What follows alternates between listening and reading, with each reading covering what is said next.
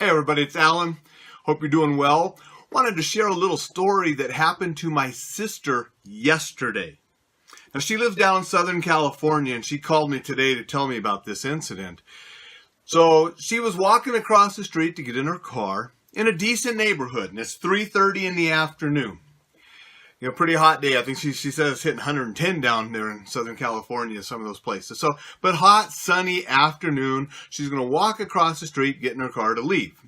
Now, she sees this woman on a bicycle, which, big deal. We all see people on bicycles and walking and stuff, and it doesn't necessarily mean we have to be extra cautious or go hyper vigilant and think it's a threat. A woman on a bicycle, right?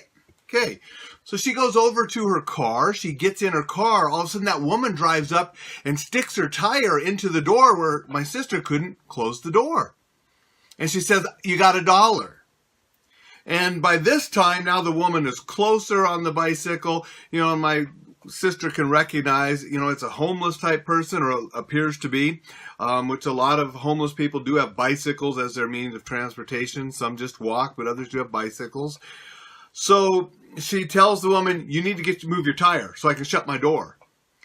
And it was a brief exchange, and the woman freaked out and just started going ballistic, screaming a lot of vulgarities and what she was going to do to my sister and all of this.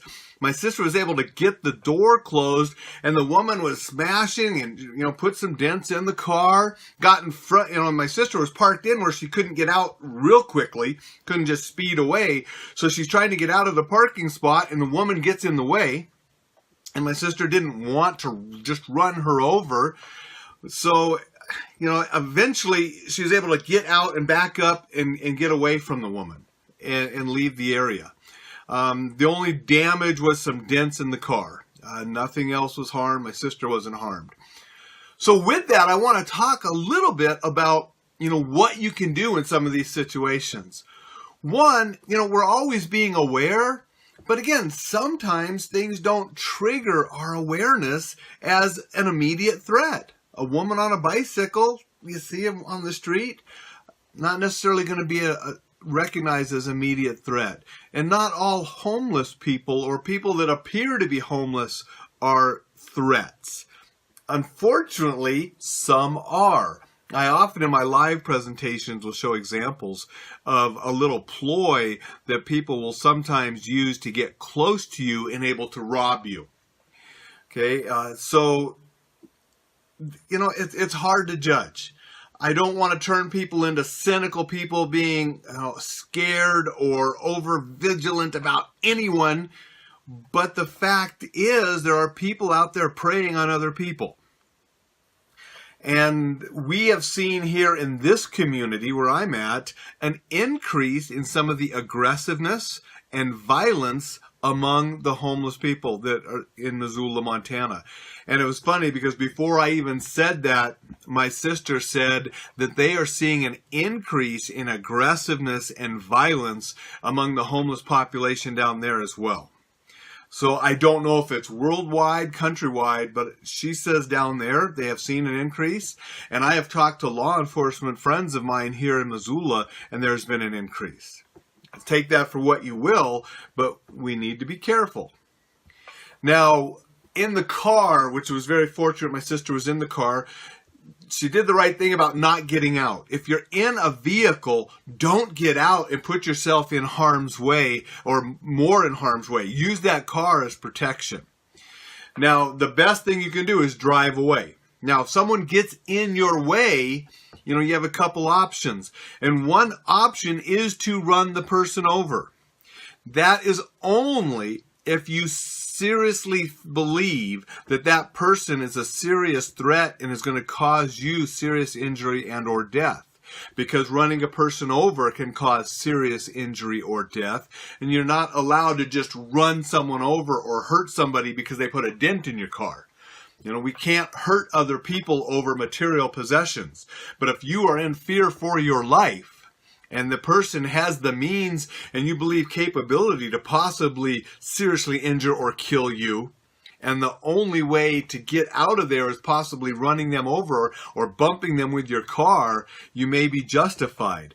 But you're going to have to be able to articulate why you believe that later when you're talking to law enforcement and possibly in a court of law.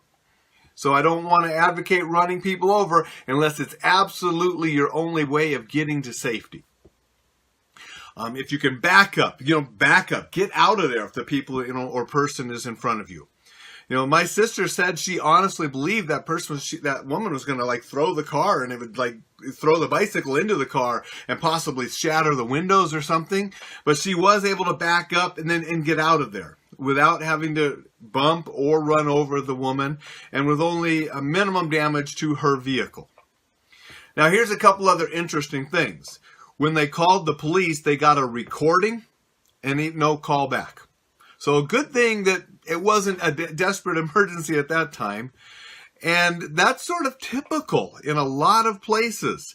We don't have enough law enforcement to protect everybody or to respond to things where a person was not hurt or killed.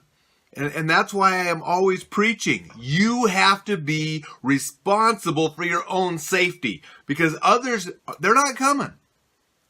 Now, a couple other things I talked about with my sister. That's a perfect example of why you may wish to carry a less than lethal weapon. I don't think you'd be justified in pulling out lethal force and killing that woman at that time. Obviously, I can look back, in hindsight and say, no, my sister got away and she was okay.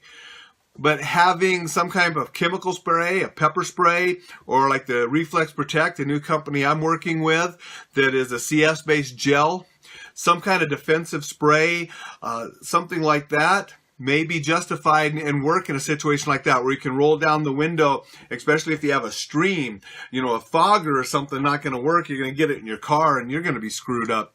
But, like the Reflex Protect, it shoots a long stream. It's sort of like a wasp spray stream of this gel that globs on people's face.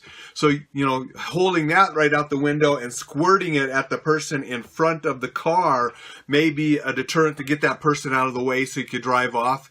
So a less than lethal way of handling a situation. So those kind of products do belong in your layers of security. Having other less than lethal weapons, whether that would have been a stun gun, whether it would have been something that makes noise, any of those kind of devices that they sell could have maybe helped. Especially if the woman would have tried to get into the vehicle or broke a window, or my sister would have actually had to go hands-on. That's when a stun gun or some of these other less than lethal weapons could maybe be beneficial. And it also, if it were to have escalated into where it could have been a deadly force, maybe the woman had some kind of weapon, you'd be justified if you were carrying a lethal force and use that weapon. Obviously, if you're carrying, you need to be carrying something that's legal in the area that you're in. And as I told my sister, if you're carrying something, it has to be accessible and you have to be trained and know how to use it. And you want to do all that training and prep beforehand. You don't want to be figuring out how to use your instrument when you're under that stress. Because my sister said it really scared her. And, the adrenaline dump hit her and all of those things. I have a whole chapter in this book about it and ways what you can do. And this isn't just for shootings. That stuff happens with an incident like my sister was in, or all sorts of different kind of emergency stressful situations. That's why Barry Eisler said this book isn't just for active shooter situations. It will help you stay safe in general for all sorts of situations. And that's why I said, get that book. Survive a Shooting has stuff in there to help keep you safe all across the board. And so, I talked to my sister about the stuff I wrote about in the chapter on stress and what it does, how it deteriorates your fine motor skills, how it makes it so you can't think and rationalize as well.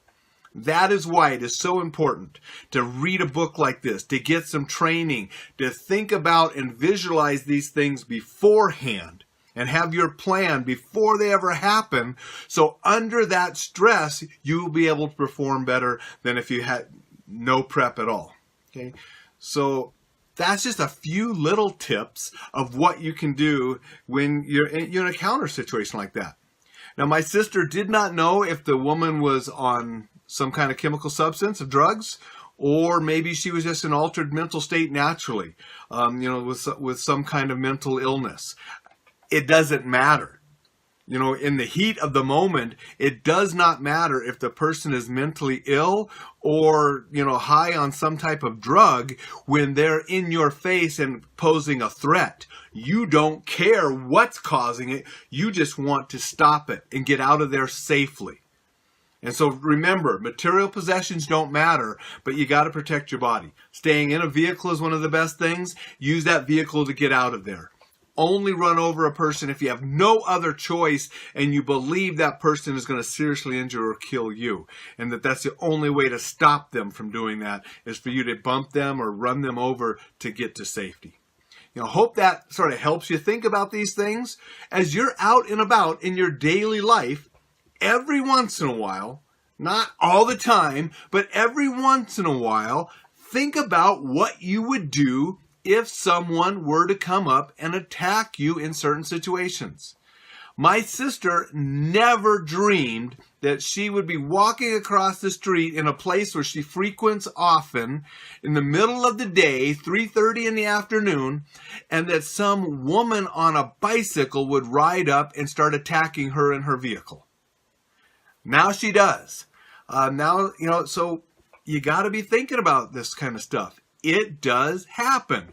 And just like the little plan, the little bit of awareness they give you when you board an aircraft to let you know where the exits are and have a plan of what you would do in a case of emergency, mentally rehearsing those kind of things periodically throughout, your week or whatever will better prepare you to react if something actually happens.